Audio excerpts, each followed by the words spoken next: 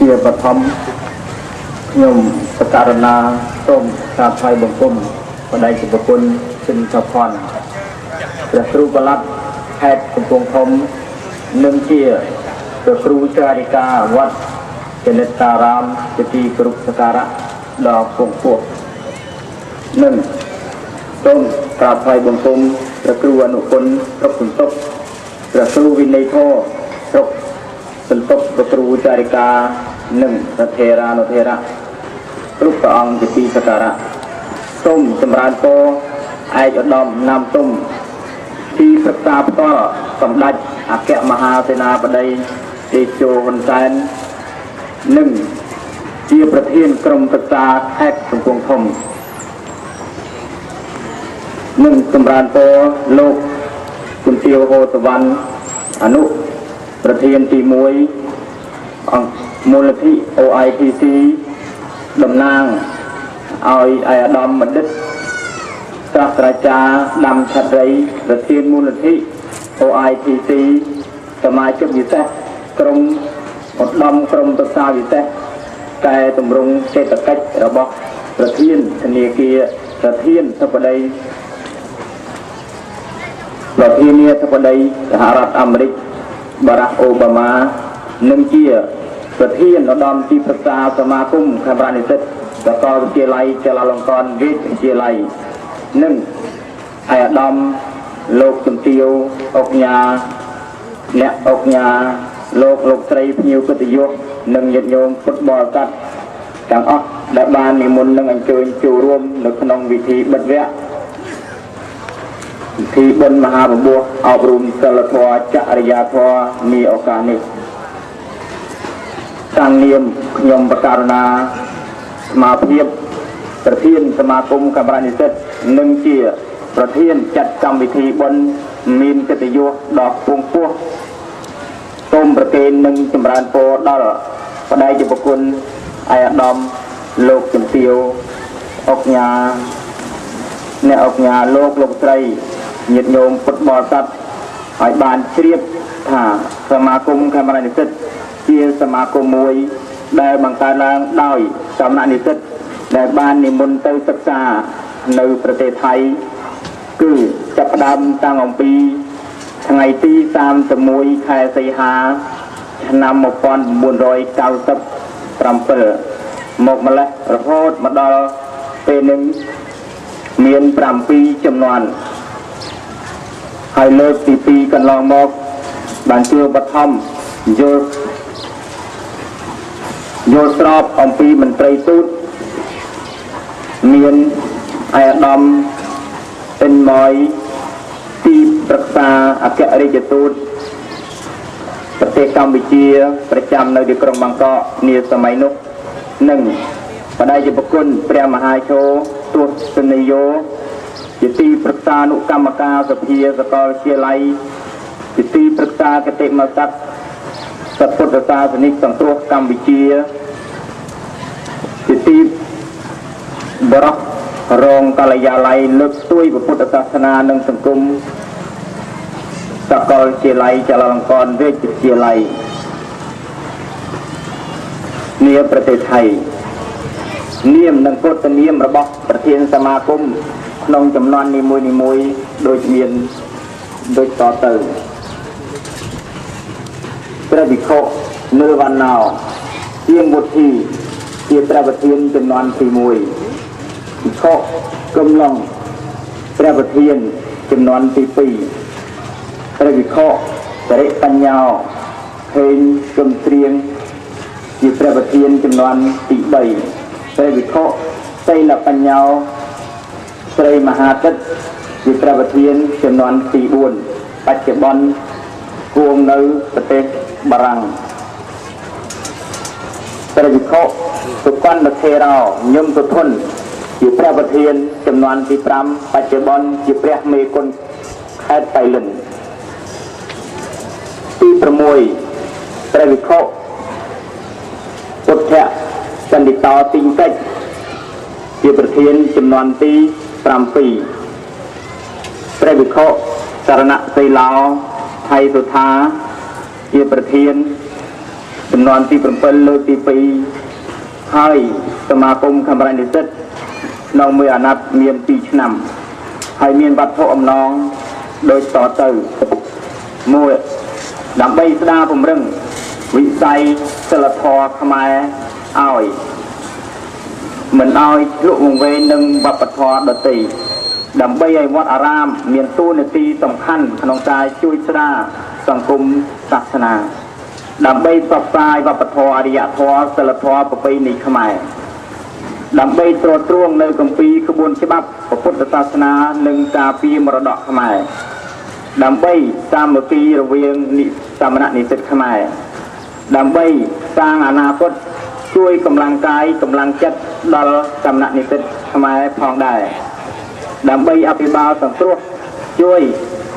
ដល់និស្សិតខ្មែរក្នុងករណីចាំបាច់បានចាត់វិធីបុណ្យជុំបិណ្ឌជារៀងរាល់អាណត្តិដើម្បីឧទ្ទិសនៅមហាវតលដល់បុព្វការីដែលបានពលីជីវិតការពារប្រទេសជាតិនិងឧទ្ទិសកុសលដល់ញាតិកាទាំង7សន្តាននៅសាកលវិទ្យាល័យនៃទីក្រុងបាងកកមានការចូលរួមអំពីអគ្គរដ្ឋទូតនៃប្រទេសកម្ពុជាប្រចាំនៅទីក្រុងបាងកកផងដែរហើយសមាគមខេមរៈនិស្សិតបានតែងតែចុះមកអប់រំបំពោះសិលធម៌ចរិយាធម៌ជារៀងរាល់ឆ្នាំតាមបណ្ដាខេត្តក្រុងនានាក្នុងប្រជាជាតិកម្ពុជាក្នុងអាណត្តិទី1ទី2ទី3ទី4ទី5បានចាត់កម្មវិធីនៅខេត្តបាត់ដំបងបន្ទាយមានជ័យខេត្តសៀមរាបខេត្តកោះកុងខេត្តក្រុងប៉ៃលិនអាណត្តិទី6ចាត់កម្មវិធីនៅវត្តបទុមមុនីវណ្ណារាមខេត្តប្រចាស់មានចំនួន270អង្គអ្នកអាណត្តិទី6លើកទី2ចាត់នៅវត្តសោបនារាមស្រុកព្រៃកបាស់ខេត្តតាកែវមានចំនួន300អង្គអ្នកអាណត្តិទី7នៅវត្តពោធិវណ្ណារាមស្ពឺស្រុកចំការលើខេត្តកំពង់ចាមមានចំនួន400អង្គអ្នកអាណត្តិទី7លើកទី2គឺប្រពកម្មវិធីនៅវត្តកំពង់ថ្មស្រុកសន្ទុកខេត្តកំពង់ធំចំនួន500អង្គអ្នកតែមានវត្តមានពិតរបស់សាមណេរនិងសិលវតីចំនួនសរុប289អង្គអ្នកនៅក្នុងនោះមានសាមណេរចំនួន179អង្គសិលវតីចំនួន110នាក់ដោយមានគោលបំណងព្រះពុទ្ធសាសនាក្នុងប្រទេសកម្ពុជាជាសាសនារបស់រដ្ឋហើយកំពុងតែរីកចម្រើនជាបណ្ដាក្រោយអំពីសង្គ្រាមស្រុកបានស្ងប់រងាប់ទន្ទឹមនឹងការរីកចម្រើនលូតលាស់ព្រះពុទ្ធសាសនា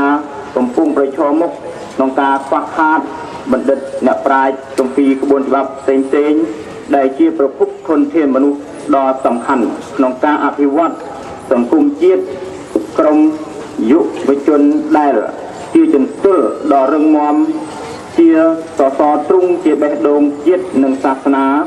កំពុងតែភ្លើតភ្លើននឹងរស់វត្ថុនិយមសង្គមនិយកម្មរបស់វប្បធម៌និងអរិយធម៌បរទេសបានពង្រឹងសតិស្មារតីឲ្យភ្លេចនៅតួនាទីទទួលខុសត្រូវរបស់ខ្លួនឯងខ្លះខ្វះនៅទឹកចិត្តមនសិការស្នេហាជាតិមាតុភូមិដែលឃ្លាតអំពីវត្តអារាមនេះជានិមិត្តរូបរបស់សញ្ញាជាតិដែលធ្លាប់បណ្ដុងឧត្តមរុងរឿងអំពីអតីតកាលជាពិសេសភ្លេចនៅដួងព្រលឹងជាតិសាសនានិងព្រះមហាក្សត្ររបស់ខ្លួនបានបង្កើតបកពួកបងធំបងតូចបង្កភាពវឹកវរក្នុងសង្គមប្រព្រឹត្តអំពើចោរកម្មហិតកោជុមាលុកអបាយមុខគ្រឿងស្រវឹងគ្រប់ប្រភេទសុទ្ធតែជាបញ្ហារាំងស្ទះក្នុងការអភិវឌ្ឍសង្គមសន្ទុះឥទ្ធិពលវត្ថុនិយមរបស់វប្បធម៌អរិយធម៌បរទេសនេះជាប្រភពអន្តរាយដ៏ធ្ងន់ធ្ងរបំផុត ដល់វាសនាអនាគតកូនខ្មែរនិងប្រទេសជាតិទាំងមូលនាពេលបច្ចុប្បន្ននិងបន្តទៅអថ្ងៃអនាគតក្នុងនាមយើងជាមនុស្សគ្រប់ផ្នែកគ្រប់វិស័យទាំងស្ថាប័នគ្រួសារស្ថាប័នសង្គមនិយាយរួមទាំងស្ថាប័នទាំងវិស័យពុទ្ធចក្រនិងអាណាចក្រដែលជាអាណាព្យាបាលអ្នកទទួលខុសត្រូវនៅវាសនាអនាគតក្មេងយុវជននិងប្រទេសជាតិខ្មែរត្រូវយកចិត្តទុកដាក់ពុះចំពោះបញ្ហានេះដោយត្រូវមើលដោយមិនត្រូវមើលរំលងនៅសេចក្តីសំខាន់របស់យុវជនឲ្យសោះឡើយដោយឃើញសេចក្តីសំខាន់តង់នេះហើយដើម្បីចូលរួមចំណែកបង្កើតនូវធនធានមនុស្សឲ្យមានចំណេះចេះដឹងដល់គូនិងសិលធម៌ដើម្បីឲ្យយុវជនខ្មែរក្លាយទៅជាបុគ្គលមានគុណភាពក្នុងថ្ងៃនេះនិងជាមនុស្សមានគុណធម៌ទៅថ្ងៃខាងមុខរួមនឹងទ្រទ្រង់ប្រទេសជាតិឲ្យរឹងមាំស្ថិតថេរគង់វង្សស្ដារអភិវឌ្ឍសង្គមជាតិឲ្យចម្រើនរុងរឿងទើបបានបង្កើតនៅកម្មវិធីបុណ្យបព្វជិអប់រំសិលធម៌ចរិយាធម៌ដល់កុលបុត្រកុលធីតាខ្មែរនេះឡើងដើម្បីឲ្យយុវជនយុវតីចំនួនក្រោយបានយល់ច្បាស់អំពីតម្លៃនៃវប្បធម៌ជាតិខ្លួនគឺគ្រឹះពុទ្ធសាសនាជាមរតកវប្បធម៌អរិយធម៌ដ៏ថ្លៃថ្លារបស់ជាតិខ្មែរដែលដូនតាខ្មែរយើងបានខិតខំថែរក្សាទុកដល់កូនខ្មែរចំនួនក្រោយបានសិក្សានិងយកទៅបដិបត្តិឲ្យបានកើតជាប្រយោជន៍ដល់សេចក្តីសុខនិងក្រុមគ្រួសារនិងផលនិងជាប្រយោជន៍សង្គមជាតិទាំងមូលនិងដើម្បីឲ្យសមតាមចេតនារម្យដែលបានរៀបរាប់មកខាងលើទើបសំណាក់និស្សិតខំពុះពៀស្ដារបង្កើតនៅសមាគមកាមេរ៉ានិស្សិតនេះឡើងដើម្បីបម្រើគោលមាគ៌ាពុទ្ធសាសនាបម្រើផលប្រយោជន៍ដល់សង្គមជាតិនិងបម្រើដល់វិស័យរបស់ពុទ្ធបរិស័ទពុទ្ធសាសនិកជនប្រជាពលរដ្ឋឲ្យកាន់តែមានជំនឿយល់ច្បាស់អំពីគោលមាគ៌ាពុទ្ធសាសនាកាន់តែប្រសើរឡើងស័ក្តិសមជាអ្នកកាន់ពុទ្ធសាសនានិងជាប្រទេសដែលអ្នកកាន់ពុទ្ធសាសនាដើម្បីសន្តិភាពសាងនៅភាពស្ងប់សន្តិភាពរីកចម្រើនសម្បូរសប្បាយសុខដុមរមនាដល់សង្គមខ្មែរបានយ៉ាងពិតប្រាកដដូចជានាសម័យកាលមហានគររុងរឿងលទ្ធផលដែលនឹងបានទទួលនៅក្នុងកម្មវិធីបុណ្យមហាបំពោះអប់រំសិលធម៌ចរិយាធម៌នេះគឺមួយឲ្យធ្វើឲ្យយុវជនខ្មែរមានកតញ្ញូកតវិធីតាធម៌ចំពោះមាតាបិតាគ្រូឧបជាចារ្យនិងចាស់ព្រឹទ្ធាចារ្យ2ធ្វើឲ្យយុវជនខ្មែរមានការភ្ញាក់រលឹកចេះស្រឡាញ់តាវចនាគឺជាតិសាសនាព្រះមហាក្សត្រឲ្យកាន់តែខ្លាំងឡើង3ឲ្យយុវជនខ្មែរមានការផ្លាស់ប្ដូរអាកប្បកិរិយាចរិយាមាយាទលោតបូតរុំទុំខ្លាយក្លាហានធ្វើអំពើល្អត្រឹមត្រូវយកចិត្តទុកដាក់ក្នុងការសិក្សារៀនសូត្រអភិវឌ្ឍខ្លួនតែល្អប្រសើរឡើងមានចេះការពារជាយាមអត់ធន់រឹងពឹងអាចដោះស្រាយនៅបញ្ហាឧបសគ្គចំពោះមុខបានយ៉ាងជោគជ័យនិងត្រឹមត្រូវដោយសមត្ថភាពខ្លួនឯង4ធ្វើឲ្យមានឧត្តមគតិចេះស្រឡាញ់ជីវិតខ្លួនឯងជីវិតអ្នកដទៃចេះស្រឡាញ់បរិស្ថានសង្គមបរិស្ថានធម្មជាតិវប្បធម៌អរិយធម៌ទំនៀមទម្លាប់ប្រពៃណីខ្មែរយើងរួមគ្នាថែរក្សាឲ្យគង់វង្សតរៀងទៅ5ធ្វើឲ្យជ្រាបនៅគោលធម៌របស់ព្រះសម្មាសម្ពុទ្ធហើយយកទៅគោរពបដិបត្តិប្រចាំថ្ងៃ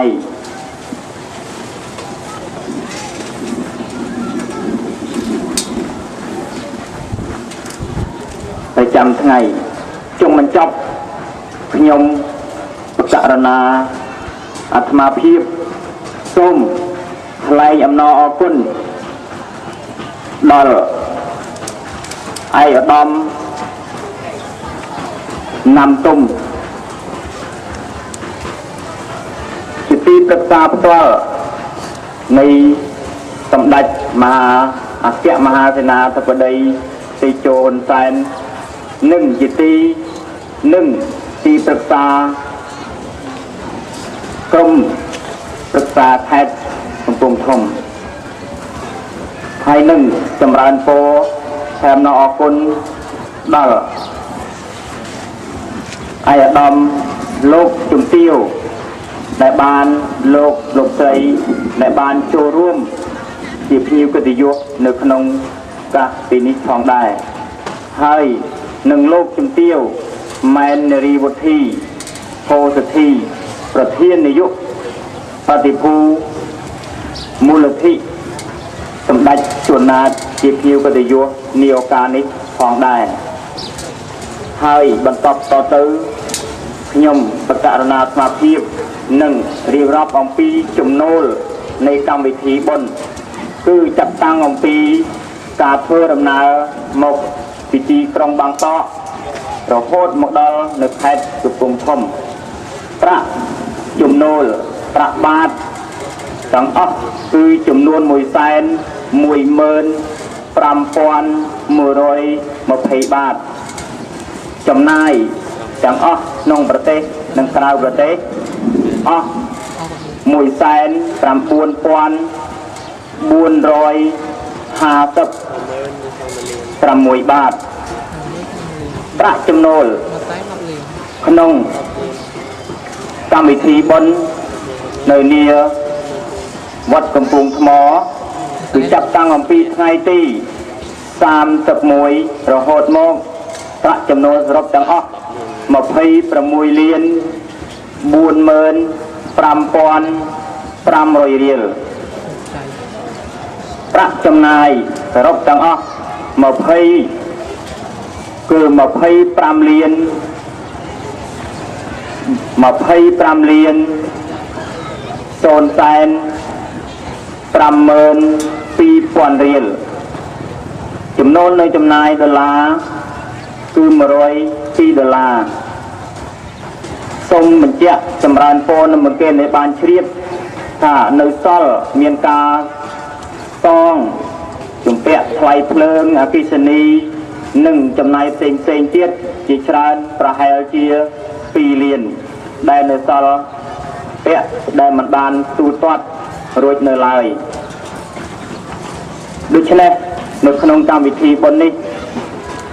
សូមថ្លែងអំណរអគុណដល់ញាតិញោមពុទ្ធបរិស័ទដែលបានជួយឧបត្ថម្ភត្រឹមត្រូវរយៈឧបត្ថម្ភក្នុងរយៈវេលា12ថ្ងៃជាពិសេសគឺថ្លែងអំណរអគុណចំពោះពុទ្ធបរិស័ទចំណុះជើងវត្តកំពង់ថ្មគ្រប់ភូមិទាំងអស់ដែលបានចាត់វេនជាប្រចាំថ្ងៃជួយឧបត្ថម្ភដល់កម្មវិធីបុណ្យមហាបំពោះទាំង12ថ្ងៃវត្តមានឯកឧត្តមលោកជំទាវលោកស្រីព្រមទាំងពុទ្ធបរិស័ទទាំងអស់ដែលបានជួយសង្គ្រោះតម្រង់នៅក្នុងកម្មវិធីបុណ្យ12ថ្ងៃនេះសូមឲ្យឯកឧត្តមលោកអុកញ៉ាអ្នកអុកញ៉ាលោកជំទាវលោកស្រីមានសុខកមាលភាពពេញបរិបូរណ៍បំពេញតបកិច្ចបម្រើជាតិសាសនាបានយូរអង្វែងនិងសូមឲ្យជួបប្រទះនៅពុទ្ធពរទាំង4ប្រការគឺអាយុវណ្ណៈសុខៈពលៈនិងសម្បត្តិទាំង3គឺសម្បត្តិមនុស្សទេវតាសម្បត្តិព្រះនិព្វានកុំបីឃ្លៀងឃ្លាតគឺជាបការៈដ៏ទេឡើយសូមអរព្រគុណនិងអរគុណសាធុចឹងដោយបដិជគុណព្រះប្រធានសមាគមខេមរនិស្សិតបានថ្លែងសន្ទរកថានិងរបាយការណ៍របៀបចំពោះព្រះមហាថេរានុថេរៈគ្រប់ព្រះអង្គឯកឧត្តមល ទាវលោកស្រីអ្នកនាងកញ្ញាជ្រាបស្រាប់ហើយថាសមាគមខេមរៈនិស្សិតមិនមែនមានថវិកាស្ដុកស្ដំដើម្បីបត់គង់នៅក្នុងកម្មវិធីបន់9នីមួយទេប៉ុន្តែប្រាក់ឧបត្ថម្ភឬក៏របស់របរឧបត្ថម្ភទាំងអស់សុទ្ធតែបានកើតឡើងពីទឹកចិត្តសទ្ធារបស់ឯកឧត្តមលោកជំទាវលោកស្រីអ្នកនាងកញ្ញានិងពុទ្ធបរិស័ទទាំងអស់នោះឯងដូច្នេះប្រតិជនបានមានសង្ឃដីកាប្រាប់ហើយថាចំណូលចំណាយទាំងប៉ុន្មានតាំងពីនៅទីក្រុងបាងកករហូតមកដល់ទីហើយម្យ៉ាងវិញទៀតញាតិញោមពុទ្ធបរិស័ទជ្រាបហើយថាបើសិនជាធានសមាគមក៏ដូចជាសមាជិកទាំងអស់មកដើម្បីមានប្រាក់ឬក៏កិត្តិយសនោះឃើញថាមិនតាមកម្មវិធីនេះកើតឡើងទេគឺដោយសារតែទឹកចិត្តស្នេហាវិស័យវប្បធម៌សីលធម៌ចរិយាធម៌ដោយអាដាមណាំទុំនិងគណៈភ្ញៀវកិត្តិយសទាំងអស់ដូច្នេះដែរដូច្នេះជាកិច្ចបន្តទៅទៀតខ្ញុំប្រកាសណាសូមគោរពមុនតកេជគុណសិនសភ័ណ្ឌព្រះបរមខេត្តកំពង់ធំឡើងមានចំណាប់អារម្មណ៍ប្រទានអាវាតដល់សាមណេរនិងសីលវតីនៅក្នុងថ្ងៃបិទវគ្គនេះសូមគោរពនិមន្តដល់សេចក្តីអនុគ្រោះ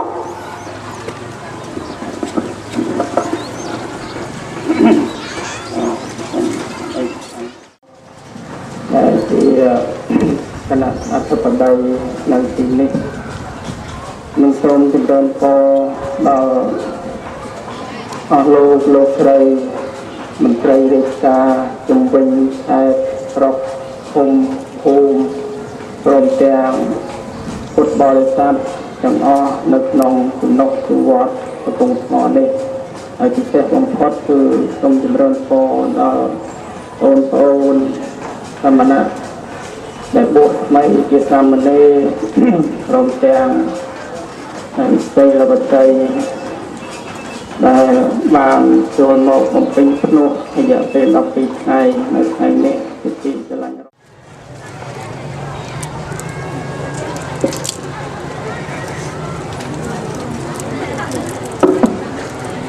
ជាបឋមខ្ញុំកណាសូមក្រាបថ្វាយបង្គំព្រះគ្រូបលគុណសិនសុភ័ណ្ឌជាទីសក្ការៈសូមក្រាបថ្វាយបង្គំព្រះគុណប្រធានសមាគមខេមរៈនិស្សិតនិងព្រះថេរានុថេរៈគ្រប់ព្រះអង្គជាទីសក្ការៈ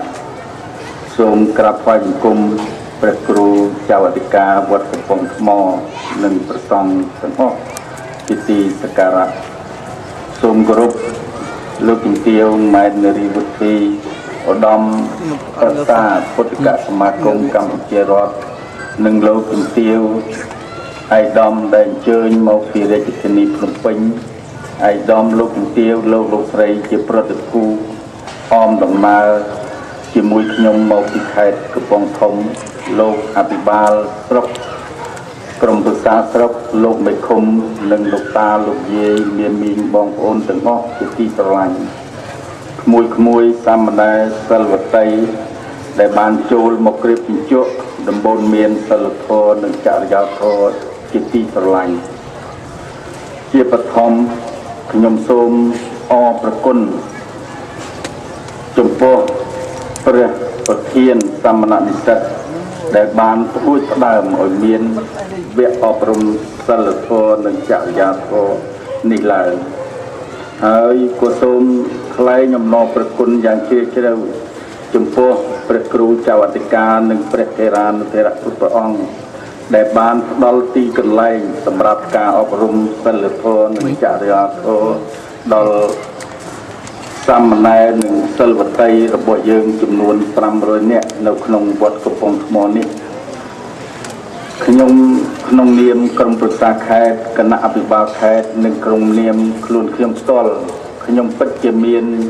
មោទនភាពនិងសេចក្តីរីករាយណាស់នឹងអ្វីដែលព្រះរាជគុណព្រះប្រធានខេមរៈនិស្សិតដែលបានផ្ដើមជាគំនិត បណ្ដុះបណ្ដាលដល់យុវជនយុវនារីរបស់យើងនៅក្នុងខេត្តកំពង់ធំនេះព្រោះនេះគឺជាការធ្វើឡើងនៅការអប់រំនេះគឺជាការពង្រឹងនៃសិលធម៌សង្គមដោយព្រះគ្រូបល័តគុណព្រះអង្គបានមានពុទ្ធិកាហើយថាទន្ទឹមនឹងប្រទេសជាតិយើងមានការរីកចម្រើនសិលធម៌ក៏វាត្រូវរីកចម្រើនដែរតែផ្ទុយទៅវិញគឺថាសិលធម៌ក្នុងដំណាក់កាលបច្ចុប្បន្ននេះកំពុងតែត្រុតចុះដោយសារការហូរចូលវប្បធម៌ពីគ្រប់បណ្ដាប្រទេសមកក្នុងប្រទេសកម្ពុជាយើងហើយការពង្រឹងឡើងវិញនេះគឺជាពេលវេលាខ្លីដែលកូនចៅប្រជាជនយើងមិនទាន់បានយល់ជ្រួតជ្រាបច្បាស់អំពីបញ្ហានេះដែលធ្វើឲ្យកាន់តែជួបការលំបាកទៅការចាប់អារម្មណ៍អំពីការពង្រឹងឡើងវិញនៅសិលធម៌នេះគឺជាស្មារតីស្រឡាញ់ជាតិចង់រក្សាទឹកដីចង់រក្សាពូជពងពូជសាសន៍យើងឲ្យស្ថិតស្ថេរគង់វង្សទៅអនាគតព្រោះមានតែសិលធម៌នេះទេដែលធ្វើឲ្យមនុស្សនិងសត្វក្នុងសង្គមរស់បានសេចក្តីសុខសមដោយពុទ្ធដីការបស់ព្រះសម្មាសម្ពុទ្ធព្រះអង្គមានបន្ទូលថាសិលគឺជាទីពឹងរបស់មនុស្សនិងសត្វផ្ទុយទៅវិញបើសង្គមនោះអត់សិលទេមនុស្សនិងសត្វដែលរស់នឹងសង្គមនោះមិនបានសេចក្តីសុខទេយើងធ្លាប់ឆ្លងកាត់ទាំងអស់គ្នាហើយពិសេសលោកតាលោកយាយដែលមានបច្ចុប្បន្នចាប់ពី40ឆ្នាំឡើងទៅនេះអាចយល់ពីកាលដែលយើងរស់នៅក្នុងសង្គមអត់សិលគឺចន្លោះឆ្នាំ1975ដល់ឆ្នាំ1979ពេលនោះទុក្ខវេទនារបស់ប្រជាជនខ្មែរមានស្ទើរតែគ្រប់គ្រួសារទាំងអស់ប្រត់ប្រាស់និរាសស្លាប់ប្តីស្លាប់កូនស្លាប់ប្រពន្ធសពលំបាកវេទនាខ្លះក្រំគ្រាវិកលចរិតរហូតដល់សពថ្ងៃខ្ញុំចង់បញ្ជាក់ថាការរស់នៅក្នុងសង្គមដែលអត់សិលធម៌គឺមិនបានសុខទេហើយមកដល់ពេលនេះយើងឃើញថាប្រទេសជាតិយើងមានសន្តិភាពពេញលេញខ្មែរយើងមានមោទនភាពណាស់ដោយសារអីដោយសារខ្មែរទាំងមូលបានឯកភាពជាតិសន្តិភាពគ្របដណ្ដប់ពាសពេញផ្ទៃប្រទេសតាំងពីខ្ញុំដឹងក្តីមកយើងឃើញមានសន្តិភាពច្រើនលើកហើយប៉ុន្តែមិនមានគ្របដណ្ដប់ពេញផ្ទៃប្រទេសដោយសពថ្ងៃនេះទេកាលដែលយើងបានឯករាជ្យឆ្នាំ1954ក៏មិនបានខ្មែរទាំងអស់មិនបានឯកភាពគ្នាទេនៅមានខ្មែរក្រហមខ្មែរខៀវខ្មែរសខ្មែរស៊ីជម្ពូដល់ឥឡូវនេះគឺថាខ្មែរទាំងអស់ឯកភាពគ្នាគ្មានខ្មែរតែមួយគ្មានខ្មែរក្រហមខ្មែរអីដូចកាលមុនទៀតទេហើយរស់ក្រោមដំបូលរដ្ឋធម្មនុញ្ញនៃប្រជាណាចក្រកម្ពុជាតែមួយនេះគឺជាមោទនភាពណាស់មោទនភាពជាតិយើងដែលមាននេះបានល្បីរន្ទឺទូទាំងសកលលោកយើងឃើញថាជំនួយជួយស្ដារនិងអភិវឌ្ឍកម្ពុជាក៏ច្រើនដែលហូរមកជួយដល់ប្រជាពលរដ្ឋយើងធ្វើបានច្រើនណាស់បើនិយាយពីទ្រព្យសម្ភារៈទាំងទ្រព្យសម្បត្តិរបស់ប្រជាជនទាំងទ្រព្យសម្បត្តិឯកជនទាំងទ្រព្យសម្បត្តិរបស់រដ្ឋទាំងទ្រព្យសម្បត្តិរបស់សាសនាគឺថាយើងឃើញថាកើនច្រើនណាស់ប៉ុន្តែអ្វីដែលយើងព្រួយបារម្ភដោយប្រការណាព្រះបល័តគុណលោកមានពុទ្ធដីកាថាការធ្លាក់ចុះនៃសិលធម៌សង្គមនេះឯងអញ្ចឹងដើម្បីពង្រឹងគោលបំណងដើម្បីពង្រឹងសិលធម៌សង្គមនេះនិស្សិតដល់ព្រះគ្រូចៅអធិការដល់លោកអភិបាលស្រុកដល់គណៈកម្មការរៀបចំកម្មវិធីអប់រំសិលធម៌នេះដល់លោកតាលោកយាយ មានមីងបងប្អូនទាំងអស់ដែលបានជួយជ្រោមជ្រែងជាពិសេសលោកមេឃុំនិងឧបាសកឧបាសិកាចំណុចជើងវត្តដែលយើងបានជួយផ្ដើមឲ្យមានកម្មវិធីអប់រំសិលធម៌ដល់កូនចៅយើងជំនាន់ក្រោយនៅថ្ងៃនេះហើយខ្ញុំសំណូមពរថាសូមឲ្យមានកម្មវិធីរបៀបនេះឲ្យបានញឹកញាប់តាមរយៈពុទ្ធកសមាគមក្តីកម្ពុជារដ្ឋក្តីតាមរយៈព្រះសង្ឃព្រះប្រធានខេមរៈនិស្សិតក្តីគឺថាដើម្បីយើងបង្កើនការពង្រឹងសិលធម៌សង្គមនេះឲ្យកាន់តែល្អត្រកាលទៅអនាគតហើយចុងក្រោយនេះក៏សូមប្រគេនពរដល់ព្រះករុណាគ្រប់ព្រះអង្គជូនពរដល់ឯកឧត្តមលោកជំទាវជូនពរដល់លោកតាលោកយាយសាមណេរនិងសិលវតីទាំងអស់សូមបានប្រកបតែនឹងពុទ្ធពរទាំង4ប្រការគឺអាយុវណ្ណៈសុខៈពលៈកំបីគ្លៀងគ្លាឡើយសូមអរគុណ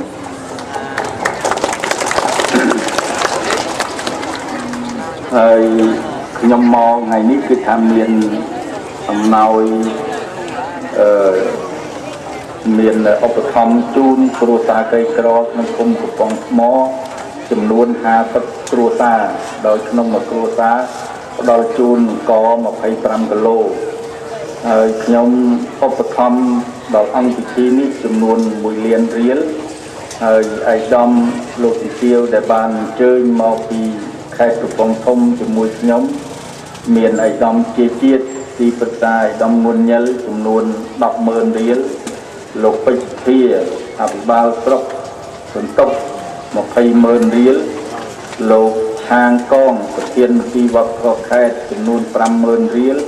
លោកស៊ូចាំស្រីជាបឋមទូព្រះបង្គំខ្ញុំខ្ញុំម៉ែននារីវុធីជាឧត្តមទីប្រឹក្សានៃពុទ្ធកសមាគមកម្ពុជារដ្ឋហើយនឹងជាអនុប្រធានមូលនិធិសម្ដេចជួនណាតជាអនុប្រធានប្រតិបត្តិការនៃមូលនិធិសម្ដេចជួនណាតនេះខ្ញុំសូមថ្លែងអំណរគុណចំពោះបដិគុណព្រះបល័តព្រះធរៈគ្រប់ព្រះអង្គហើយចំពោះលោកអភិបាលអាដាមអភិបាលខេត្តកំពង់ធំចំពោះលោកជំទាវអូសវណ្ណដែលជាតំណាងដល់គុំពោះដែលបាននាំពំនាំនៅការដឹងគុណនិងដឹកនាំប្រតិភូសមណសិទ្ធិបានមករៀបចំពិធីបំពោះដល់កុលបុត្រកុលដាខ្មែរនៅពេលនេះនេះខ្ញុំសូមថ្លែងអំណរគុណជាអនុកម្មការចំពោះវត្តមាននិងទង្វើរបស់លោកជំទាវដូច្នេះហើយខ្ញុំសូមឱកាសនិយាយបន្តិចណាដោយលោកព្រះអង្គដែលទើបតែនឹងបួសបាន12ថ្ងៃនេះលោកសម្រាប់ហើយនិងក្មួយសិលបតីក៏អញ្ចឹងដែរតាមពិតទៅលោកជំទាវហូសវណ្ណលោកមិនមែនជាអ្នកនៅប្រទេសខ្មែរនឹងជារាល់ថ្ងៃដូចយើងទេគឺលោកមកពីប្រទេសរដ្ឋអាមេរិកទេណាលោកបានចំណាក់ស្រុកតាំងពីឆ្នាំ1975ម្លេះតែលោកមានសម្ដានចិត្តស្រឡាញ់អាណិតដូច្នេះលោកក៏បានមកប្រទេសយើងធ្វើការជាមួយនឹងសមាគមដែលគឺមានមូលនិធិមានថវិកាយកមកជួយដូច្នេះលោកតែមានសេចក្តីអាណិតស្រឡាញ់ដូច្នេះលោកបានពំនាំនៅថវិកាទាំងអស់នេះមកជួយ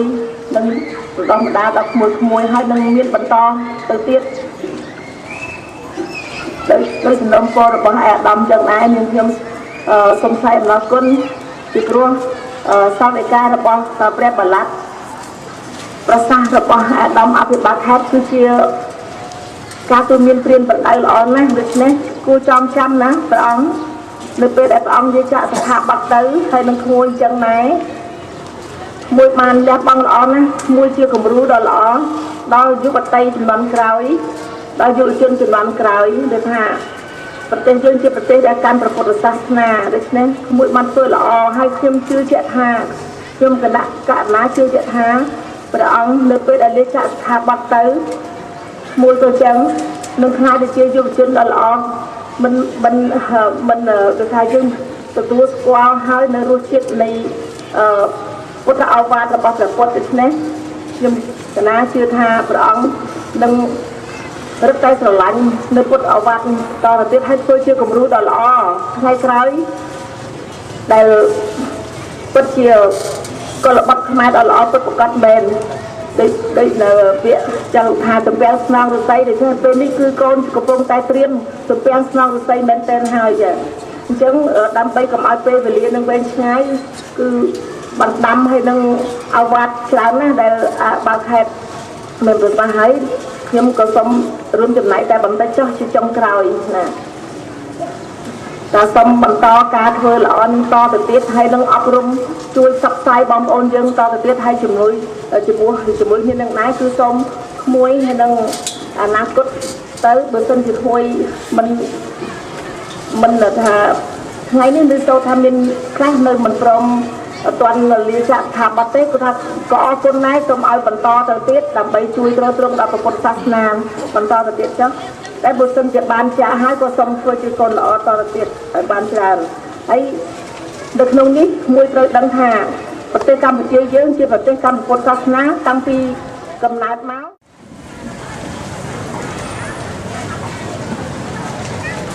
ជាបឋមខ្ញុំសក្ការណាសូមក្រាបថ្វាយបង្គំបដិសេពគុណសិនចផនព្រះគ្រូបល្ល័តខេត្តកំពង់ធំនិងជាព្រះគ្រូចារិកា